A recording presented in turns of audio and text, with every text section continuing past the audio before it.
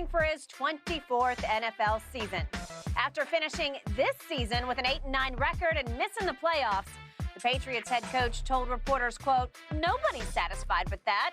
That's not our goal. We need to improve on that, so that's all of us. Accountability everywhere, starting with me."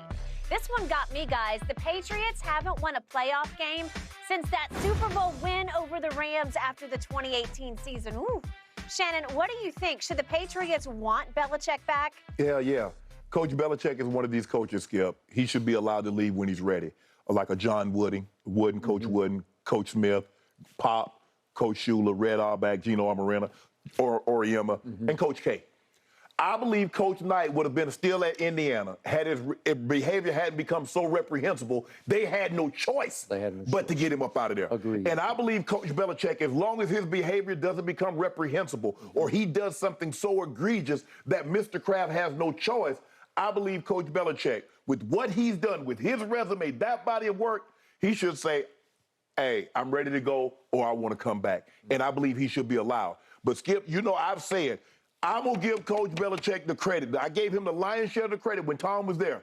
I've got to give him the lion's share of the blame. And everybody keeps talking about, look at that roster. That roster is not talented. He picked those damn players. So if the roster isn't talented, it's his fault. He drafts. He's doing the shopping, he cooking the groceries, or he doing Instacart, or however the groceries get home, and whatever he put in there, that's his doing. Correct. So I'm not going to excuse him for talking about, oh, this roster isn't talented, when he put the players on the roster. But all that being said, Skip, I still believe he should be allowed to come back, and I believe that he will.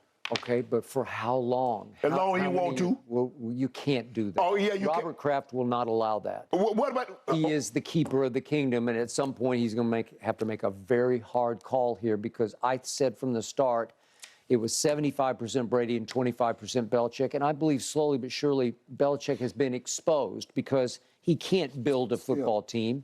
But this team looks poorly coached to me. Wait, hell, he got two guys that ain't never called him offensive player in their life doing it. What was that about? Because I'm still convinced he wanted his hand in the offense to polish his genius as I can do both sides of the ball, right? Well, then how about this? I'm going to give him another dollop of blame. I'm going to heap another dollop of blame on his plate. All right, do it, okay? Because I look at all these negative stats and negative penalty yards, that they're fourth worst, and they're dead last in red zone touchdown percentage, and they're 26th in third down percentage. And all this keeps coming back to Matt Patricia is calling the plays, or maybe Belichick's calling a lot of the plays. Joe Judge is the quarterback coach. What are you doing? Can I ask you a question? I told you from the start, that's comical to me. How do we put people in position they're not qualified to be in and then be surprised by the results in which we get? Who's surprised that the offense regressed from where it was last year when you had a competent offensive play caller in Josh McDaniel as opposed to these two? How long did they have in their prospective jobs? Joe Judge lasted a year. Matt Patricia lasted a year too long. That's correct, in Detroit. Yes. He did, okay? So I watched last Sunday, and again, Buffalo was obviously, there's high emotions running, but they returned the opening kickoff for a touchdown, and then they double down and do it again. It's Belichick. That doesn't happen to Bill Belichick. He got a punt blocked. That game at Las Vegas ended, that was the worst ending to a football game I think I've ever seen. Exactly. And it reflects poorly on the head coach. Yes. Right? Yes. That's on him. That's on his plate. I mean, you want the credit, you want us to give you the credit, and I gave you the lion's share of the credit. Well, damn it, I'm going to give you the lion's share of the blame. You picking the players. You have put people in position that they're not qualified to be in. I'm not saying they're not qualified to be coaches, but Matt Patricia is a defensive guy. Joe Judge is a special team guy. Maybe put Joe Judge's ass back in special teams, and you wouldn't have had those kicks run back. Good point. Put him on Matt Patricia on the defensive side, and maybe down the stretch, you don't give up leads. But they should not be calling offensive plays. Mac Jones regressed on every touchdown passes, interception. His QBR dropped 16 points. They went from 6th in scoring with Josh McDaniel calling the play to 17th. 15th in total offense to 26th. 2nd in red zone scoring to 32nd. They're dead last in red zone scoring because you got guys that's never called plays on that side of the ball. Thank you.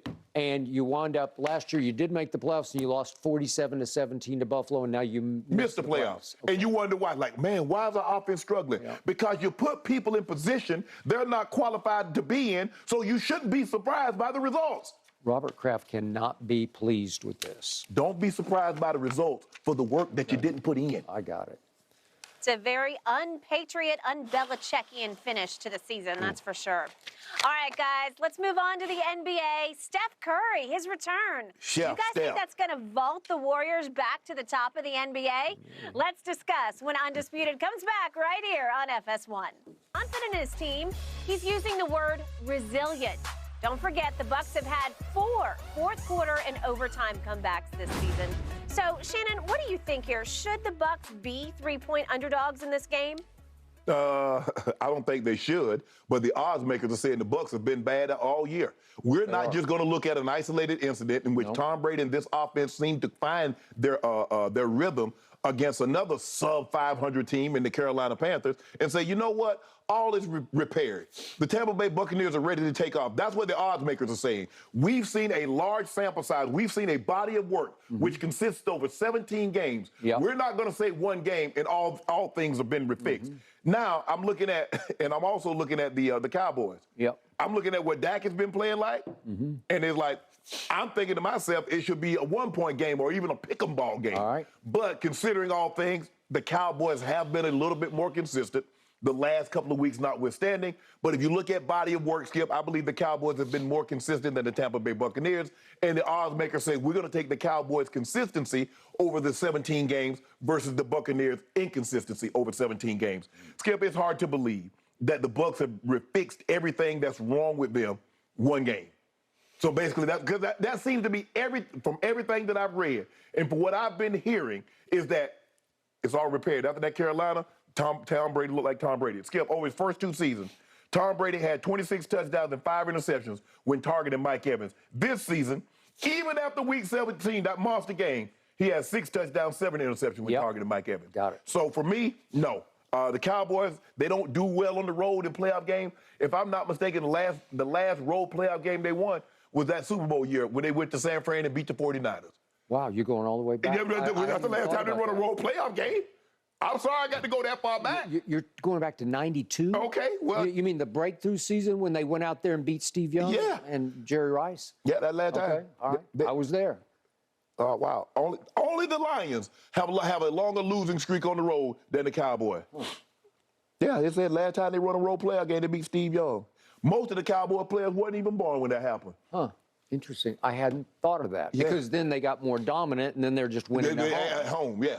Okay, because that year they were clearly inferior to San Francisco until that day at that game, place. right. Because I think San Francisco was fairly heavily favored, maybe by 5 or 6 points. Yep. Cowboys 8-1 at home, 4-4 on the road. Okay, that was the year they broke through because they got Charles Haley away from San Francisco. They broke through a year before they were ready to. They had come of age right before your very eyes, before you thought they would. Because in '91 they went to Detroit and got run off the field. Did they? Ooh, I was there for that one. And it wasn't about Barry Sanders, it was about Eric Kramer. Yeah. He just threw a party on did. him, and maybe the greatest party he ever threw in his career. But okay, now back to the question: should Dallas be a 3-point favorite on the road at Tampa Bay? Well, I tell you, I always try to guess what the spread will be before it comes out. My initial guess, now this is going back 2 weeks ago, so I hadn't witnessed that nightmare in Washington. Right. I thought Dallas would be a 7-point favorite. Really? Yeah, I really did, because Dallas, on paper, if I'm just doing it on paper, is way better than the Buccaneers. Right. The Buccaneers have been a bad football team all year. We talked and talked and talked about it. Brady tries to rise above it, and occasionally he did, and occasionally he didn't. Right. But what Todd Bowles is saying is true. All they have to hang their helmet or hat on is, as he said, our guys are resilient. They didn't blink. We didn't blink. Well, he says we stay in every game, even though it may not be clean all the way. We find a way to be in it till the end, and we just have to make a play to win it. Well, I'm looking at what happened.